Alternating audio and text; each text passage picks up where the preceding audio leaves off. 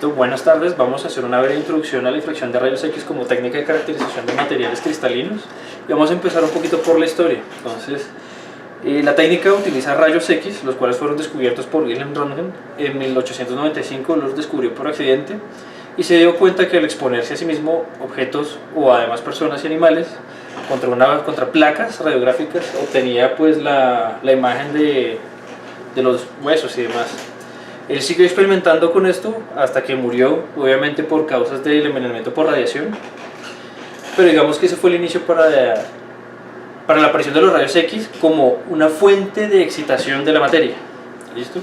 Ya más adelante, en 1912, Max von Laue demostró el fenómeno de difracción de rayos X al coger una muestra de un material, hacerle incidir un haz de rayos X, él lo tenía en una cámara,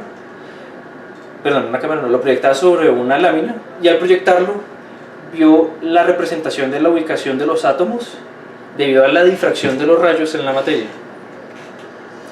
Ya después, también en 1912, basado en lo que estudió von Laue, padre e hijo, William Bragg, desarrollaron una ecuación que se llama la ley de Bragg, que lo que hace es correlacionar lo que uno obtiene por difracción de rayos X con la estructura cristalina del material. Es decir, lo que me da la difracción de rayos X, yo puedo devolverlo y obtener la estructura cristalina del material tanto con parámetros de red, posiciones atómicas y demás, y por ende caracterizar mucho mejor el material.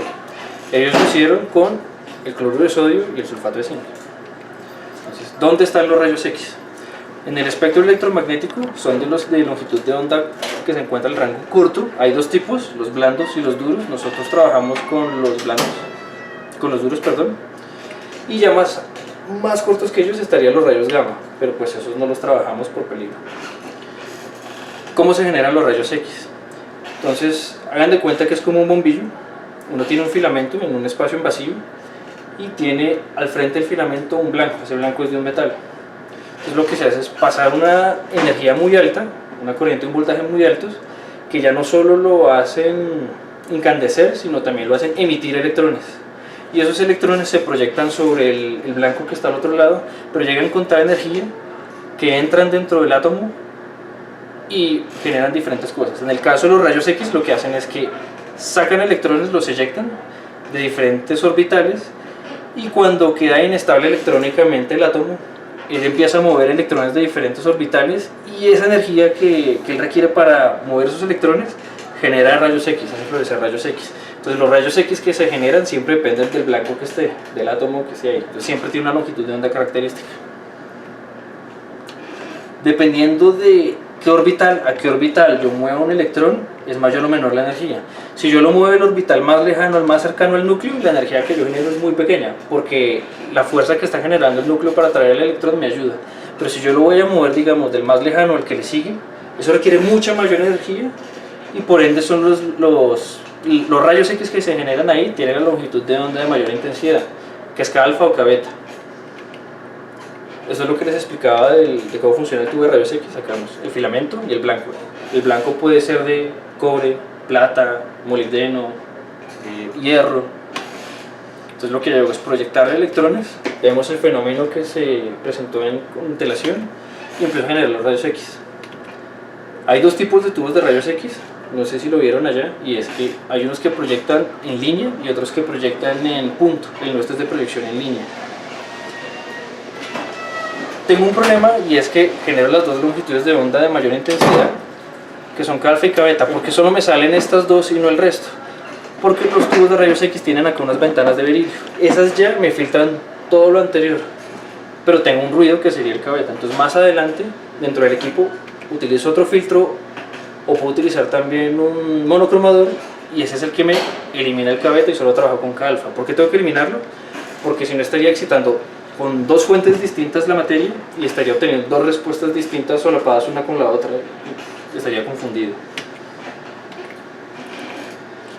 ¿Por qué se trabajan los rayos X para materiales cristalinos? Porque es que la longitud de onda está en el orden de la mayoría de la estructura de las cosas. Este fue el experimento de Max von Laue. Entonces lo que hizo fue proyectar a través de una pantalla de plomo un haz de rayos X y luego lo proyectó sobre una película y obtuvo esto que son las proyecciones de los átomos. Y hay obviamente unas relaciones matemáticas muy complejas para poder establecer a partir de matrices inversas los índices de Miller y reconstruir las estructuras. Pero básicamente esto es la representación de la estructura. Una foto real del experimento. Sí. Esto es la matriz inversa de la que les estaba hablando ahorita. Entonces, esto mismo lo convierte en una matriz recíproca, donde cada punto me representa, tomando desde el origen, un índice de Miller. Esto es como la interacción de la ley de Bragg, es que yo hago incidir los rayos X dentro de una red de átomos. Si hay interferencia constructiva y se cumple la ley de Bragg, que es esta relación donde lambda es igual a 2 veces el espacio interplanar por el seno de teta, va a pegar en el átomo y la longitud de onda va a llegar hasta el detector. Cuando no se me cumple esta relación, el rayo entra dentro de la muestra y se destruye ahí, y solo sale como ruido. Esto es lo mismo de la red recíproca, lo que estamos viendo también de la interacción de los rayos en la materia. Y lo que pasa es que uno tiene que entender esa red recíproca como primero una esfera, donde uno coge bidimensionalmente la mayoría de los índices de Miller, pero más adelante entenderlo como una esfera. ¿Por qué? Porque si se acuerdan de la foto que vimos de los puntos, eso nos da una idea de que la proyección que se hace de la posición de los átomos en la película no es lineal, sino realmente son anillos. Eso quiere decir que la proyección del material sobre el detector son conos. Entonces, si uno tiene infinitos conos, forma la esfera, donde cada posición del cono me representa un índice de Miller en el espacio. Es un poco complejo. Se llama la esfera de Ewald. Entonces, ¿cómo se representa bien? Si tenemos un material cristalino unitario, un monocristal, cuando proyectamos eso en la pantalla, solo obtenemos puntos característicos del plano que está incidiendo, porque al ser un monocristal, dependiendo por donde incida el plano, solo me va a proyectar una serie de respuestas. Si es policristalino, o sea, ya tengo varios planos, entonces él ya empieza a formarme los aros porque tengo respuesta de más planos. Si ya tengo un polvo, ¿por qué un polvo? Porque el polvo es de la representación estadística aleatoria del material, o sea, tengo todos los planos en todas las direcciones posibles, entonces él ya empieza a obtenerme los aros de los conos. Así es como funciona la difracción de rayos X de polvos, que es el equipo que tenemos acá. Usamos polvos porque queremos obtener la proyección de la esfera de Ewald. Sino que en vez de captar 360 grados toda la esfera, lo que hacemos es que usamos un detector lineal y él solo me coge puntos.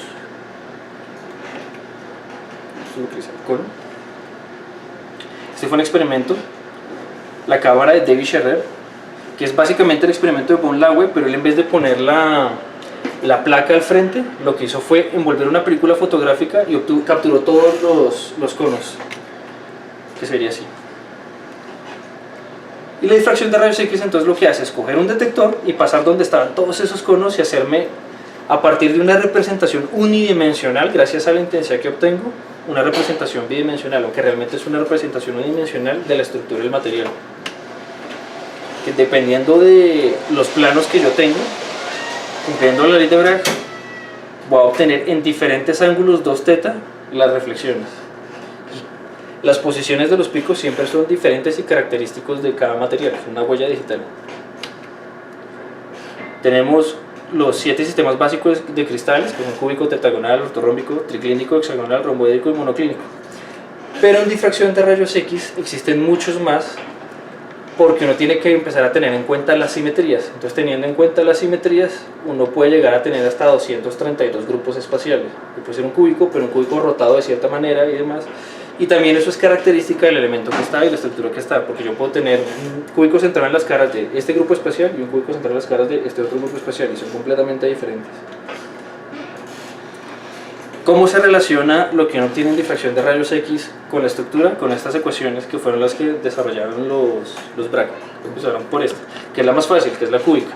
Dependiendo de qué tan compleja sea la estructura, se vuelve mucho más compleja la ecuación, y pues ya resolverla es mucho más difícil, se requiere mucho más, un poder de cómputo mucho mayor. Pero digamos que acá está cómo se relaciona la ecuación que vimos ahorita con la ley de Bragg. Acá lo que uno hace es jugar con iteraciones.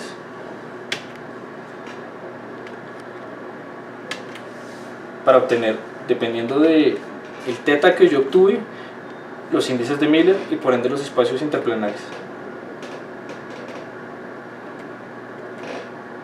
El equipo ya lo vieron, pero les voy a hacer unas pequeñas descripciones de para qué sirve exactamente cada pieza dentro de la óptica del equipo. Entonces lo primero está el tubo, que es el que me genera. Tenemos la ventana de berilio, la ventana me filtra. Gracias a que me filtra, entonces yo sé que puedo utilizar, dependiendo del ánodo que yo tenga, una longitud de onda. Cada longitud de onda tiene unas características específicas para ciertos elementos o materiales que se quieran analizar. En el caso que tenemos acá, tenemos el de cobre, que es como el más general que existe en industria y en investigación. Luego viene la rejilla, la primera rejilla de Soller o un colimador, que lo que hace es que me colima todos los rayos que me están saliendo del tubo para enfocarlos en dirección a la muestra. Esto es lo que es un juego de láminas que destruye todos los rayos que no vayan en dirección a la muestra.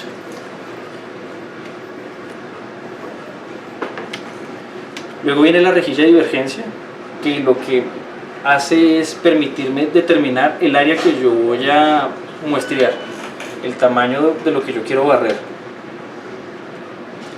¿Ahí qué pasa? Que como esto es un círculo óptico, la muestra es plana, entonces yo ya empiezo a tener problemas con la muestra.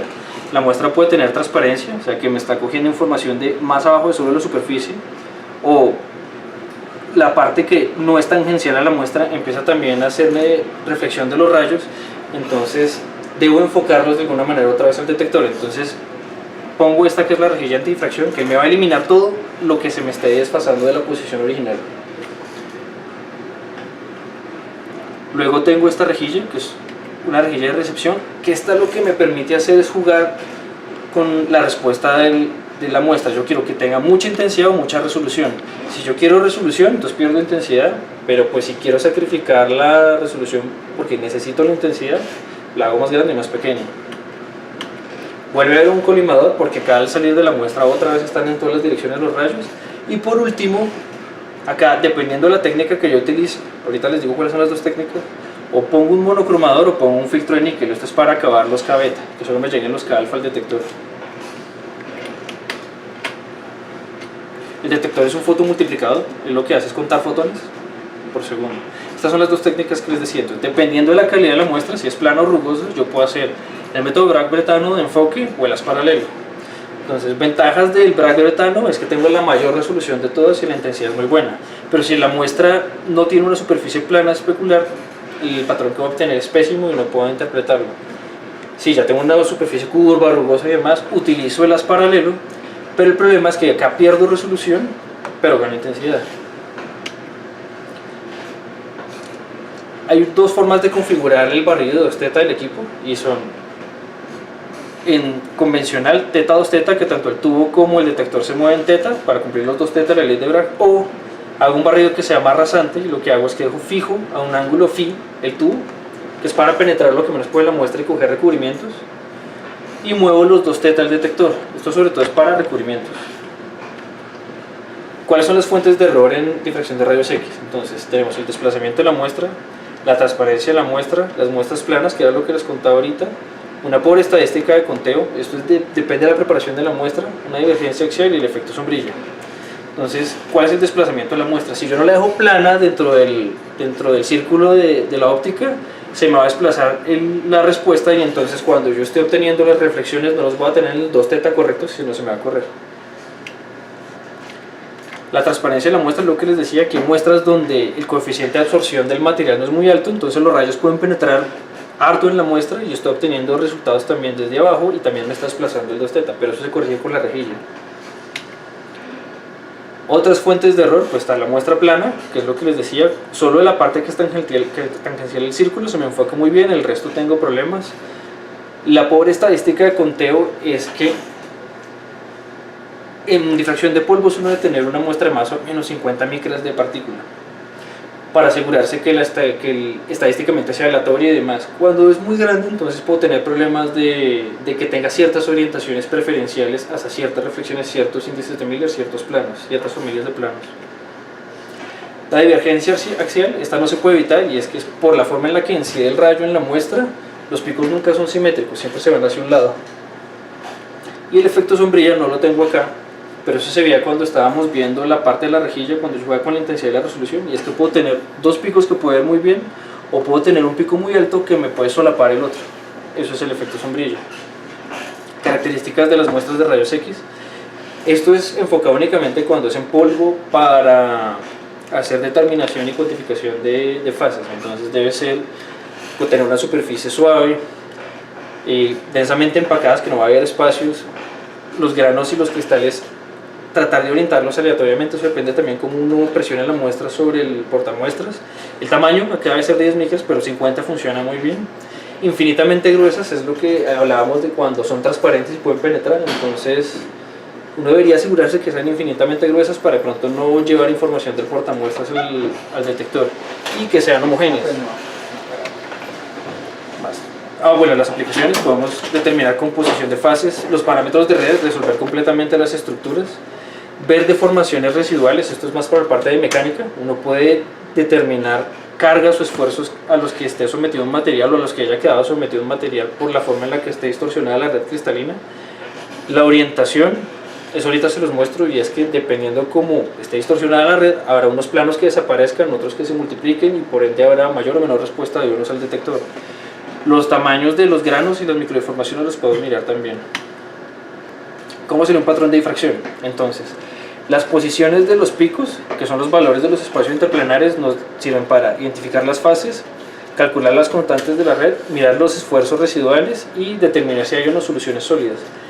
El ancho máximo a la altura media nos deja ver la calidad del cristal, el tamaño de los cristales y también la deformación en la red.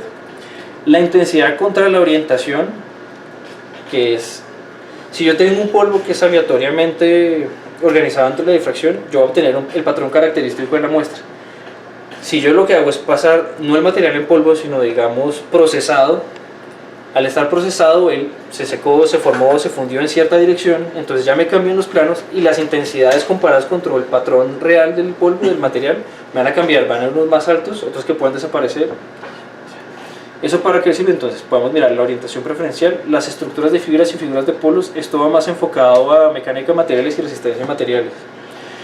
Y de la intensidad integrada, que es la parte de abajo, lo rojo, yo puedo obtener la cristalinidad. ¿Por qué? Porque los materiales amorfos, como los vidrios, en difracción no tienen reflexiones, solo se ven como montañas. Pero yo puedo tener materiales semicristalinos y puedo tener montañas y reflexiones, entonces puedo determinar el índice de cristalinidad de un material.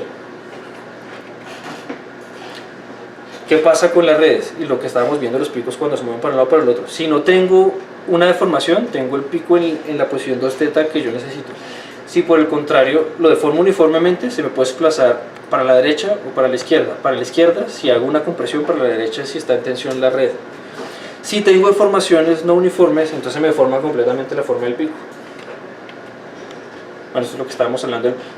Bueno, esto es polimorfismo. ¿Qué pasa? Difracción de rayos X es una técnica excelente para diferenciar polimorfos. ¿Polimorfos qué es? Por ejemplo, la sílice o el óxido de titanio, el dióxido de titanio, porque uno los puede encontrar en diferentes formas, pero para diferenciarlas tocaría ver la estructura cristalina, y ahí podemos ver si es solo vidrio, si es un cuarzo, si es una cristobalita, una tridimita, un ópalo. Eso lo podemos ver acá. Si por el contrario son politipos, eso sí es mucho más difícil verlo con difracción de rayos X. ¿Por qué? Porque la estructura cristalina sí va a ser igual, pese a que la composición química de la fase sea diferente. Entonces ahí ya tocaría complementar la técnica con otra cosa, como por ejemplo fluorescencia de rayos X o microsondas del SEM, para primero ver cuál es mi composición química. Ahí sí puedo ver la estructura cristalina y puedo determinar si tengo la fase correcta. ¿Cómo se identifican las fases? Entonces, tengo las reflexiones. Si es una fase única, es muy fácil, porque sé que todos los picos le corresponden, puedo ir contra una base de datos y comparar. Si ya por el contrario tengo polifases, entonces tengo que tener mucho cuidado, complementar la técnica ahí sí con una de composición química elemental, porque si no entraría a buscar en las bases de datos a ciegas y uno puede encontrar politipos. Pero si ya tengo la composición química, entonces puedo ir a mirar por los tipos de fases que hay, puedo empezar a diferenciar qué picos le corresponden a cuál. Y a partir de eso, ya pues se aumenta la complejidad, pero puedo también llegar a determinar todas las fases que hay y cuantificarlas. La cuantificación se hace, o el método válido a nivel mundial, el único que es válido, digamos, para publicaciones y demás, es uno que se llama el método de Rydberg. ¿El método de Rydberg qué es? Es una comparación punto a punto del patrón experimental contra un patrón simulado. Entonces, para yo poder hacer este método, primero tengo que haber identificado todas las fases que se encontraban dentro de la muestra, También la muestra debe encontrarse libre de esfuerzos, no puede tener orientaciones preferenciales. Y debo tener modelos. Los modelos que son estructuras que ya se resolvieron, donde tengo un archivo, que son archivos de información cristalográfica que tienen la estructura cristalina, las posiciones de los átomos. Yo alimento con eso el modelo y él lo que hace es que crea el modelo simulado y le sobrepone el modelo experimental. Entonces ya el análisis de Rydberg lo que hace es empezar a jugar con diferentes variables como la forma de los picos, el ancho de los picos, la escala de los picos, y fuerza a que uno se vuelva igual al otro. Obviamente uno nunca logra el 100%, pero digamos que utiliza modelos de chi cuadrado para los ajustes. Los residuales siempre tienen que ser los más pequeños posibles y uno tiene que comparar visualmente qué tanto es el error para ver si es despreciable o no. Este es un ejemplo. Entonces uno puede ver el patrón experimental, que es el de los puntos, contra el patrón simulado, que es el rojo, y uno tiene que lograr el mayor ajuste posible, y ahí uno puede determinar cuál es la fracción o cuál es la composición en concentración de fases. ¿Qué más podemos hacer en el equipo que tenemos acá? Podemos someterlos a diferentes temperaturas y empezar a obtener los cambios de fase a diferentes temperaturas. Entonces podemos elevarlo, hacer mesetas, medir, ver si son transformaciones permanentes o temporales. ¿Cómo lo hago? Yo lo llevo a 1000 grados y lo mido. Lo dejo enfriar y si se volvió al patrón original quiere decir que era temporal, pero si cambió totalmente y fue una transformación permanente. Se puede congelar también. Esto es una solución sólida, por ejemplo. Entonces en vez de tener dos picos separados, tengo un pico con valle intermedio porque acá tengo todas las reflexiones de las mezclas posibles que hay dentro de la solución sólida. Así es como son las soluciones sólidas. Parámetros de red. Esto es un ejemplo de una muestra de oro para que vean básicamente qué es lo que se hace. Entonces yo tengo todas las reflexiones que son características de los índices de Miller, ya resolviendo la estructura, y a partir de ahí yo puedo ajustar muy bien los parámetros de red de mi celda para que las posiciones de los átomos coincidan con lo que realmente tengo, o sea, el modelo teórico contra el modelo experimental, y puedo obtener los valores. Orientación preferencial, que hemos hablado mucho de esto. Entonces, ¿cómo se ve? Esto es oro, esto es aluminio, pero ambos son cúbicos centrados en las caras. Entonces, cuando son cúbicos centrados en las caras, la intensidad relativa de los tres picos principales, que son estos, pues más o menos así. Este tiene el 100, este más o menos el 60 y este el 50. Siempre tienen que mantener esa proporción. Cuando yo deformo un material, dependiendo de cómo sea que lo deforme, sea que lo troquele, lo lamine, lo martille, lo funda, lo ponga a secar en cierta dirección, esto me va a cambiar porque se van a ordenar así la estructura, las celdas unitarias. A este que le pasó, esta es una lámina de aluminio comprimida, y acá como pueden ver es que este que tenía el 100% de la intensidad bajó más o menos al 50, este al 100, y este que debía tener 50 subió al 60. Hay otros que por acá me desaparecen, son familias de planos que se ven afectados, hay unos que pueden en casos aparecer nuevos y en otros desaparecer, como podemos ver acá. Eso es comprimido. En el caso de un laminado tenemos otro tipo de orientación, o sea, siempre dependiendo de la orientación que uno encuentre en el cristal, puede llegar a devolverse y entender el proceso manufacturero del material. Y eso lo hacemos mucho acá en mecánica. Hablamos de cristalinidad, entonces uno puede hacer una deconvolución de todos los picos, encontrar las áreas bajo la curva y estimar el área de la parte amorfa con el área total, y uno puede llegar a determinar el índice de cristalinidad, obviamente con una distribución estándar, una desviación estándar, perdón. Siempre hay un error. Eso es básicamente la introducción. Ahora vamos a ver ya una interpretación de resultados directamente acá en el equipo. Entonces, el equipo lo que me arroja es esto. Un patrón que, como podemos ver ahorita, puede ser de una muestra que sea de una sola fase o de diferentes fases. Entonces en este caso, esta es una muestra, de hecho creo que de un superconductor, en el que nos dijeron, a esto le hicimos un tratamiento y queremos ver si se depositó óxido de mercurio, creo que fue. Entonces sabíamos que la matriz era aluminio, sabíamos que tenía oro, queríamos ver qué más tenía. Entonces el equipo, mucha gente piensa que es plug and play, pero no. O sea, hay veces donde yo le puedo decir como, haciendo el clic, búsqueme todo lo que hay. Entonces me dice, ay mire, si hay alumina y hay hierro. Y uno puede caer en la mentira de que hay hierro. ¿Por qué? Porque si no lo complementa con una técnica, como decimos, de composición química, uno dice, ay sí, mire hierro. Y uno dice, ay sí, mire, este pico cuadra, este también. Pero ya teniendo el conocimiento previo de que acá había oro, vamos a buscarlo contra las bases de datos y nos damos cuenta que realmente el que cuadra mucho mejor es el oro. Entonces acá estaba cometiendo el error de pensar que había hierro. Entonces uno no debe confiar ciegamente en el equipo. ¿Qué más veo acá? Acá debería tener la composición química elemental, y entonces yo me voy acá y le digo a él que me deje ver las bases de datos. Yo le digo a él, fíltremelas, deben existir estos elementos. En este momento no me acuerdo cuáles están acá, pero ya tengo resuelto el problema al otro lado. Entonces uno hace eso, él se va a las bases de datos y le presenta a uno todo lo que hay. Entonces dice, ah, mire, lo otro que había era dióxido de titanio en forma de rutilo, que es rarísimo porque normalmente lo que uno encuentra es anatasa, que es otra forma. Pero es lo que hablamos, la técnica me permite diferenciar entre todos los tipos de polimorfos. Esto es lo principal que uno hace con difracción de rayos X, que es identificación de fases. Ahora, esto se hizo así de fácil porque el patrón que se obtuvo fue muy limpio, muy bonito, casi no tenía ruido, pero uno puede obtener cosas con mucho más ruido y tiene que empezar a hacer filtrados. Entonces el primer filtrado es tratar de quitar la mayor cantidad de ruidos, se hace con procesos de suavizado, que en teoría uno no debería someter a más de 7, 9 puntos de suavizado, pero pues dependiendo de la necesidad se hace uno con más. Pues ya digamos que le reduzco el ruido y debo quitarle también la parte del fondo, porque esto es todo lo que obtuve, la radiación que estaba alrededor, que no me está representando nada. Entonces uno también elimina el fondo. Perdón. Lo que hace es generar líneas base. Las líneas base uno puede dejarlas en automática o uno dice, no, es que acá me está quitando información de este pico, entonces uno empieza también a corregir la línea base. ¿Qué hay acá también? K-alfa tiene K-alfa 1 y K-alfa 2. Los K-alfa 2 se pueden eliminar automáticamente por modelos matemáticos, entonces él los quita. Y eliminamos la línea base. Pero pues sigo teniendo el problema del ruido, entonces uno juega también con las intensidades y más para tratar de identificar.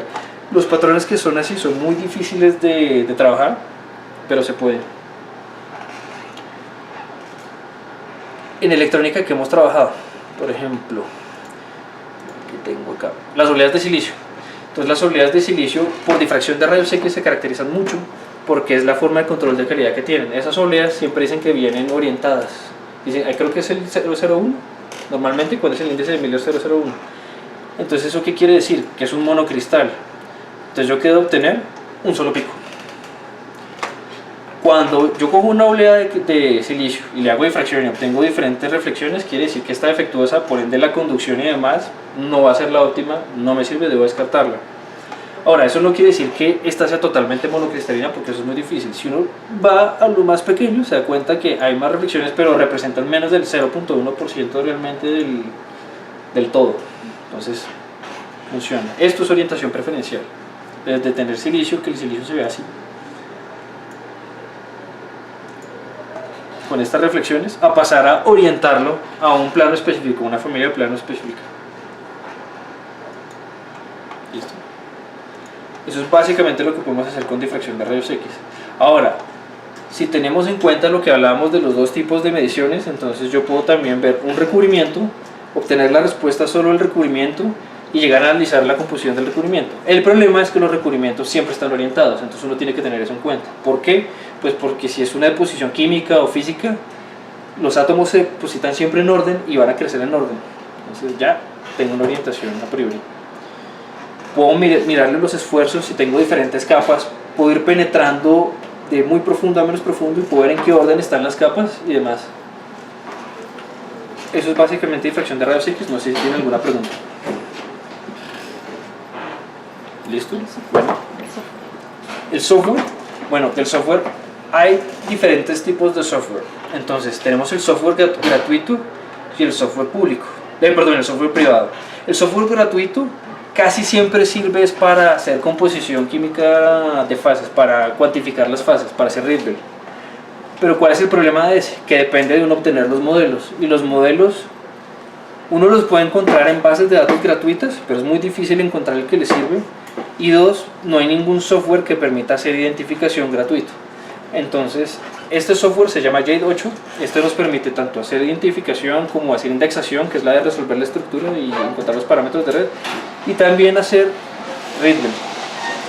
Pero no sería nada si yo no cuento con esto, que son las bases de datos. En este caso, las bases de datos con las que cuenta Ingeniería Mecánica y la universidad son las PDF, que es Powder Diffraction File, que dependiendo del número y el símbolo, o son solo para identificación de fases, o sirven para identificar fases y también traen información estructural del material. ¿Por qué? Porque si yo tuviera solo una que me permite identificar, yo sabría que tengo, digamos, un corindón y tengo los parámetros de red de mi corindón. Pero cuando yo voy a buscar el modelo en internet, puedo encontrar uno muy similar, pero no al que yo encontré directamente. Entonces ya puedo tener problemas y puedo tener errores mucho más grandes dentro del readable. En cambio acá, por ejemplo, si yo encuentro ¿qué se me hizo? Vamos esto. Digamos el rutilo. Voy con este número, que es el número de la base de datos. ¿Tienen con qué anotar? No, anoto acá. Préstame tu cuaderno. Ah, bueno, anótalo, mira. El 01.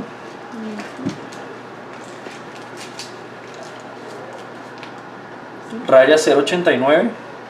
Raya 8304. Entonces yo con esta información me voy a la base de datos y lo puedo buscar. Entonces digo, no, búsquemelo. ¿Por qué número? Entonces puedo buscarlo como rutilo o puedo decirle, no, quiero que me lo busque por el número específico que yo le voy a dar. Si se moviera un poco más rápido. Pongámoslo acá. Bueno, creo que es acá. 01, 089, 8304. Déjame ver si es por este lado. No. Este número no es por acá.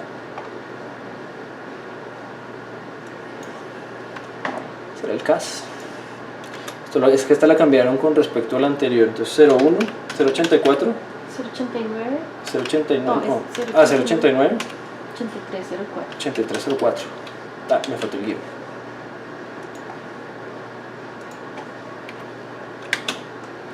No, me lo está dejando buscar. Ah, no, acá. 01, 089, 8304. Entonces yo puedo venir acá, tengo el digo, acá hay datos estructurales, me dice sí, ¿qué son los datos estructurales? Las coordenadas atómicas. Esas coordenadas se llaman la ubicación Wyckoff. Entonces ya con esto yo puedo exportarlo a un archivo CIF, que es el que les decía de información cristalográfica, lo guardo, vengo acá, cuando voy a analizar por Rydberg, él me dice, ah, no puedo cargar la estructura, pero entonces yo sí puedo meterle la estructura.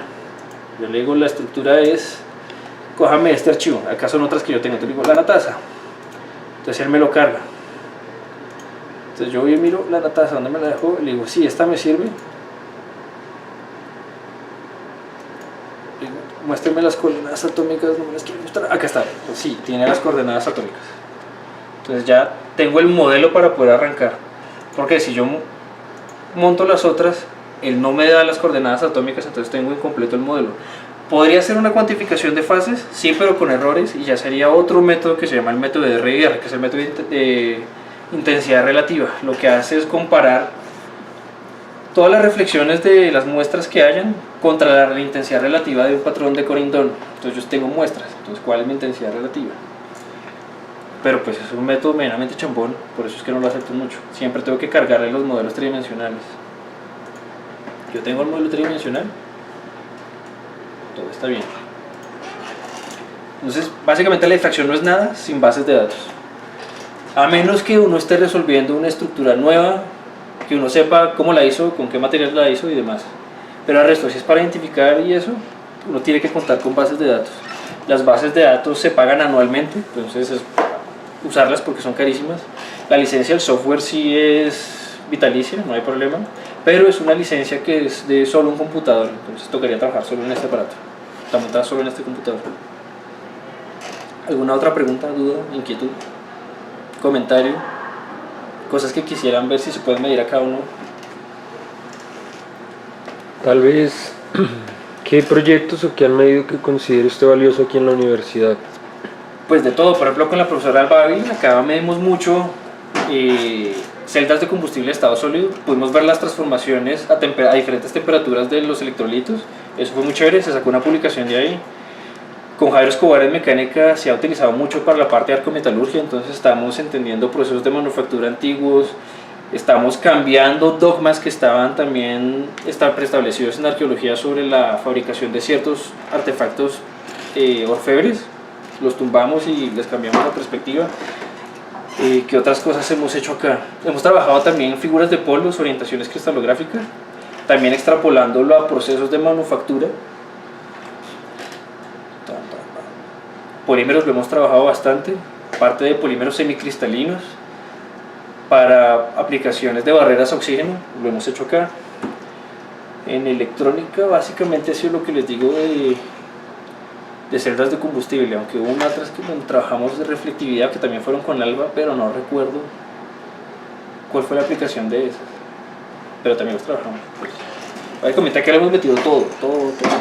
Acá no se dice no se puede, se dice vamos a ver si se puede. Vale. Gracias. Esto no, a ustedes, espero les sirva el video.